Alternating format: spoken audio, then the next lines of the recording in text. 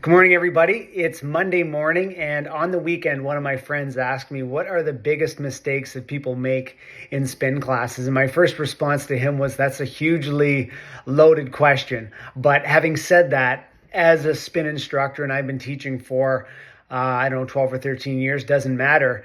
It's my responsibility to make sure to mitigate and to minimize those mistakes, okay? So there's a few things that stick out in my mind. The number one thing, and I know you guys have heard me talk about this a lot, is not doing things on the bike that are going to injure you or are a waste of time. So whether that's push-ups or tap backs or going side to side or doing isolations or all these things that are going to put extra pressure on your joints, and they might be dancy and fun, but they're going to injure you, and they actually add no benefit to your ride or to your fitness or anything like that. So that's the first one. And then the other things that kind of stand out in my mind, people that don't warm up enough, so they don't take the time even during my own warm up to really allow themselves to settle into that ride, okay?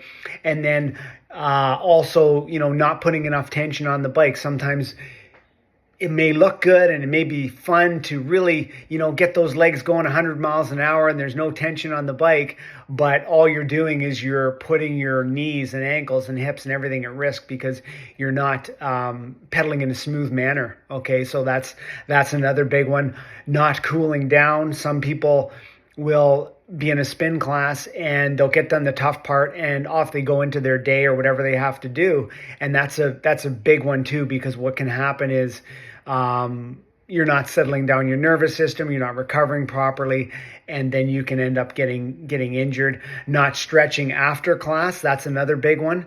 And on that note, what's also a problem is sometimes people stretch before they do a cardio workout, and that is so wrong. So make sure you're not doing that, and make sure that to take that time after class to stretch, okay? Even if you can only fit in 5 minutes or 10 minutes, really ask yourself, do I have time to stretch, or am I just doing what's convenient and getting on with my day? So that's really important as well. Making sure that you have enough food in you to get through the class. Usually this used to happen in the classes at the end of the day, where people would think that they can fit in that last workout at 4:30, 5 o'clock, and maybe they haven't eaten since lunch, and then they run into issues 3/4 of the way through that class. So make sure, it doesn't mean that you have to be eating a ton, but maybe you have something small at 3:30 or whatever that looks like, depending on when you're spinning. But you want to make sure that you go into those spin classes nice and fueled and ready to go. So those are a few things that just came out in my mind right away.